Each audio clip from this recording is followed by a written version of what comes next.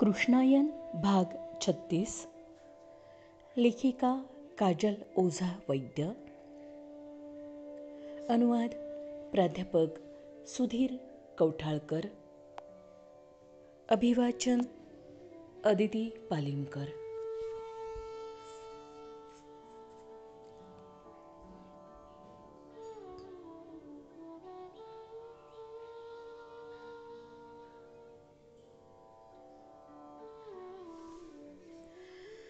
सरस्वतीचा प्रवाह खळखळत होता आणि हिरण्य कपिलेचे प्रवाह तिच्या प्रवाहात मिसळून सागराकडे जात होते.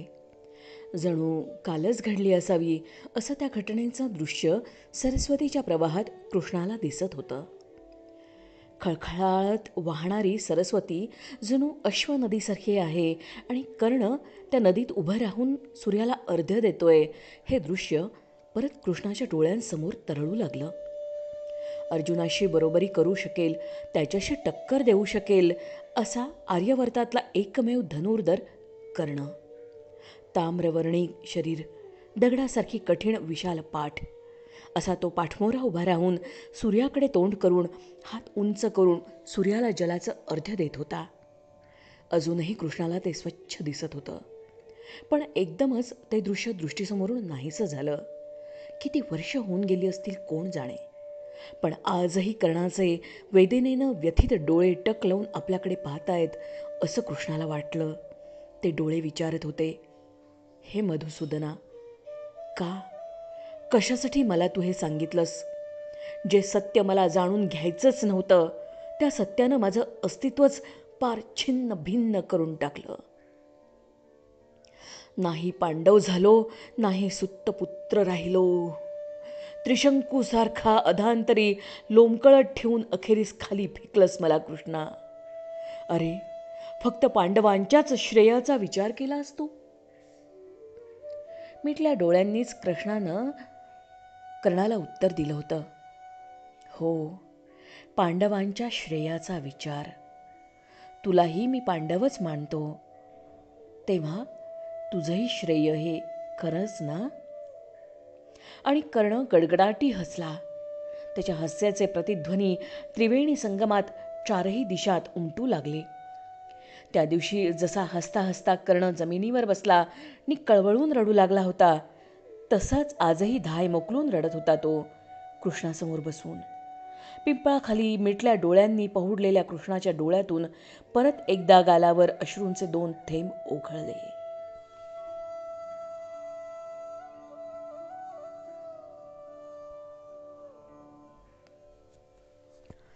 कमरेपर्यंत आलेल्या अश्वनदीच्या प्रवाहात उभा राहून सूर्याला अर्घ्य देणाऱ्या कृष्णाची पाठ तेजस्वी, सुंदर दिसत होती.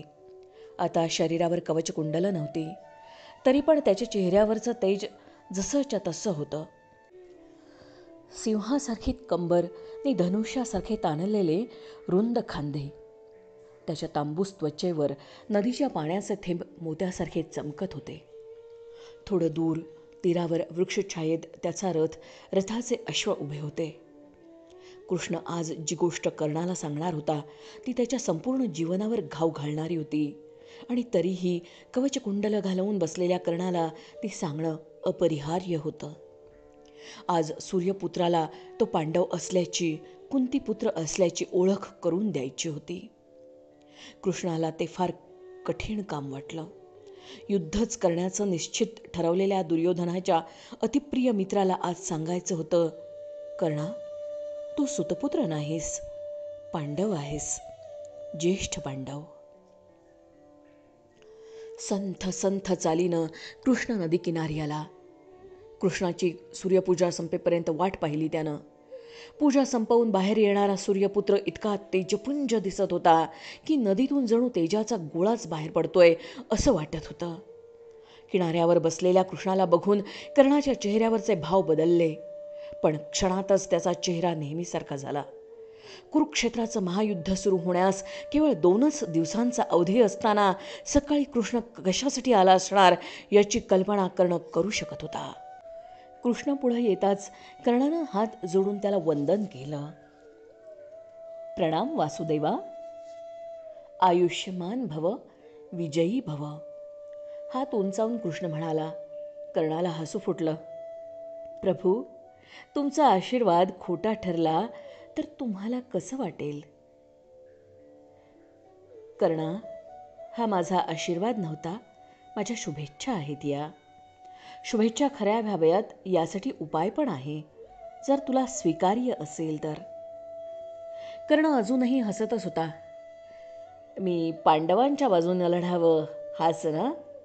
पण हे पूर्णतः अशक्य आहे हे तू जाणतोस. माझा आणि अर्जुनमधला संघर्ष कित्येक वर्षांपासून चाललेला आहे. हस्तिनापूरच्या राजपुत्रांच्या विद्या प्रदर्शनापासून थेट द्रौपदीच्या स्वयंवरापर्यंत. कर्णानं आणखी दीर्घ उसासा टाकला. हो, असणारच. 2 भावात स्पर्धा तर असणारच. भाऊ? कर्णाच्या चेहऱ्यावर आश्चर्याचं प्रश्नचिन्ह आणि आघाताचं चिन्ह एकाच वेळी उमटलं. कर्णा, गोल गोल आडव्या तिडव्या गोष्टी करून शब्दजाल रचायला मी इथं आलो नाहीये. मी जे तुला आता सांगणार आहे ते विलक्षण सत्य आणि स्पष्ट आहे.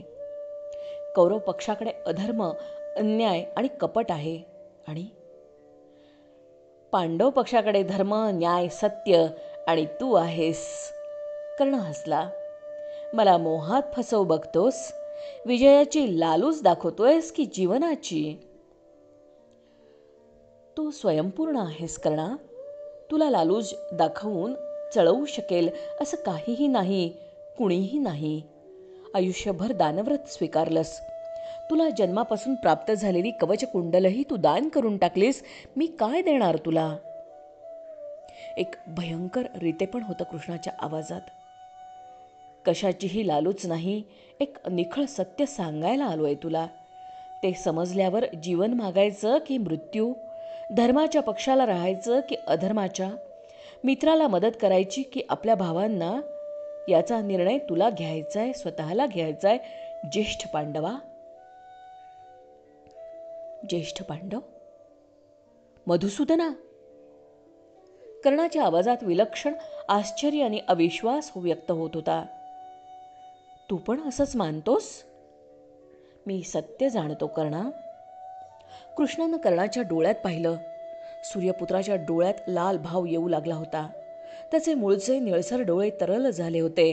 पण क्षणभरातच स्वतःला सावरून कर्ण म्हणाला, असेल, आता काय त्याचं?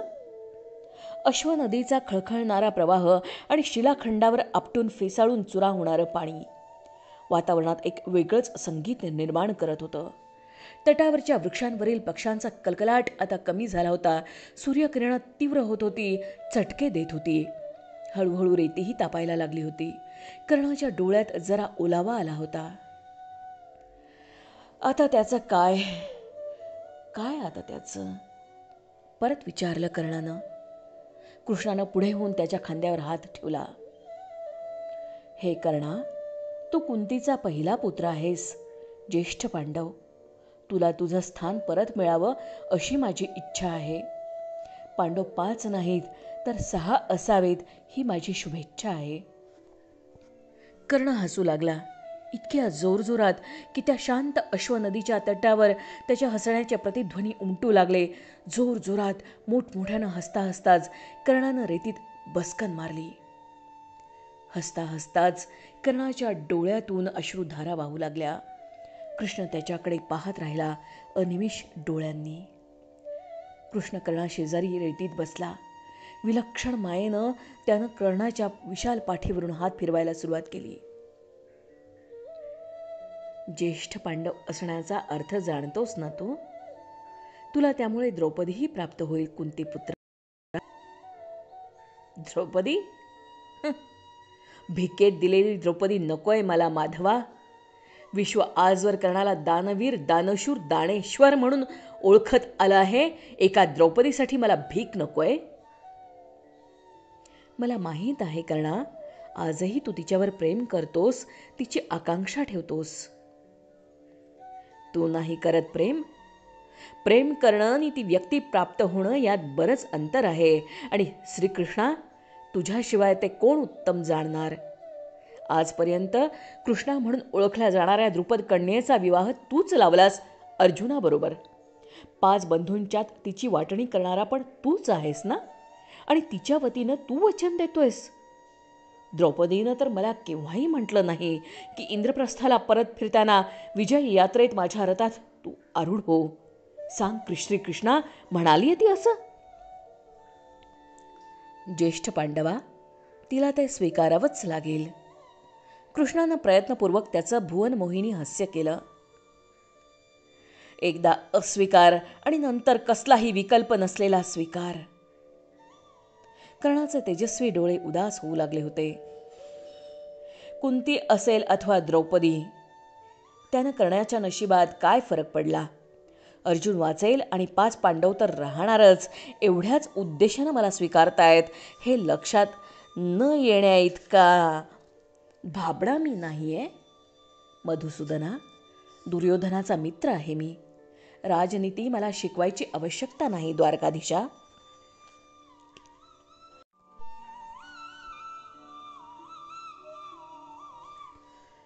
भाग 36 समाप्त. क्रमशः